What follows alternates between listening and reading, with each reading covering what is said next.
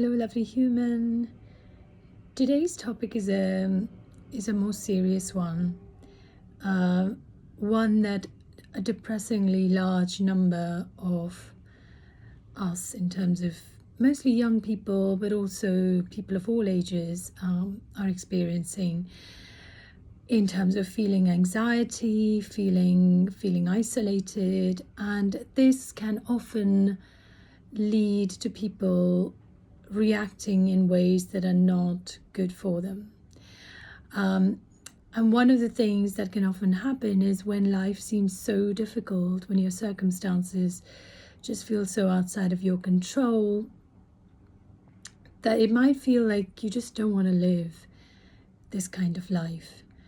And that can be scary. If someone ever came to you and said, I just don't want to live, you're rightly going to be worried that they're going to do something to themselves which is not good, which is harmful, which could be, even worse. And so it is completely right to take that very seriously. However, I had a conversation with a young client of mine who was dealing with some trauma as a result of grief from having lost her mother.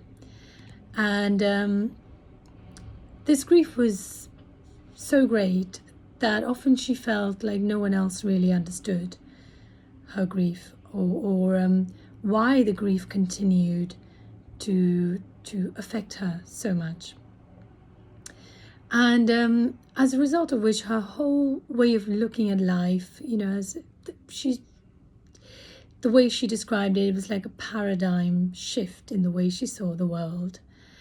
And she was also getting therapy. So obviously I'm a coach, I'm not a therapist. She was also seeing a therapist.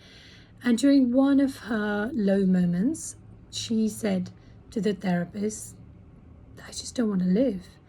And the therapist, quite rightly, got very concerned and recommended she see a psychiatrist who could then maybe prescribe her some antidepressives and some help that would actually help her to overcome this difficult time she was going through. And then when I saw her, which was perhaps a week or so later, she'd had time to reflect on what she had said and what she'd felt. And she said to me, when I said to my therapist, I don't want to live, that's not what I meant. What I meant is, I don't want to live like this. I don't want to live like this.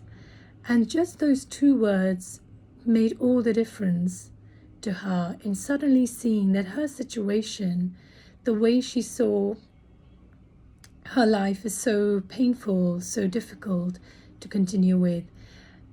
She needed to find a way to just step out of the groove that she was in that was so painful and unhelpful, to find a slightly different trajectory. And when she was able to do this, when she was able to tap in to her inner reserves, to find another version of her that was much more willing to look ahead rather than look at the past and be more, in her own words, a sort of more wicked version of herself, wicked in a good way, in a cool way, rather than in a nasty way. Suddenly everything changed. And I found this piece of insight so profound that just two words can make such a big difference to how you see someone's situation. I don't want to live seems really final, but really maybe what the person is saying, or what, if you're the one who's thinking these thoughts, what you're saying is I just don't want to live like this.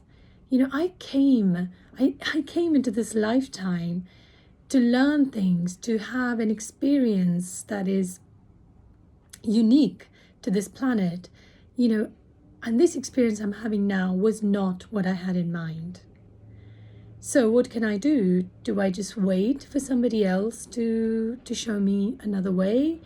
Do I run away from this difficult time by, numbing my feelings with drugs, alcohol, or some other kind of, distraction that sort of just doesn't let me focus on these unpleasant things, but really is not a solution to what's going on? Or can I remind myself that actually this life that I took, this body that I'm in right now, is incredibly precious. It is precious because it has taken me all these years to become who I am now, a sort of a functioning adult, or a slightly more self-sufficient, independent person. And actually, there are many other people who perhaps don't have the things I have. So rather than self-destruct this vehicle that is precious and that is here and is my home while I am living this life, rather than destroy that and destroy my body and hence end my life, why not think about another way of living that is more in line with what I wanted, in line with what is happier, is more to my taste. And of course, you may not be able to do it all at once, but just one small thing, maybe one little conversation, one tiny step that helps you move away from this unhelpful groove into a newer pathway that could just lead you to the life you're really meant to be living.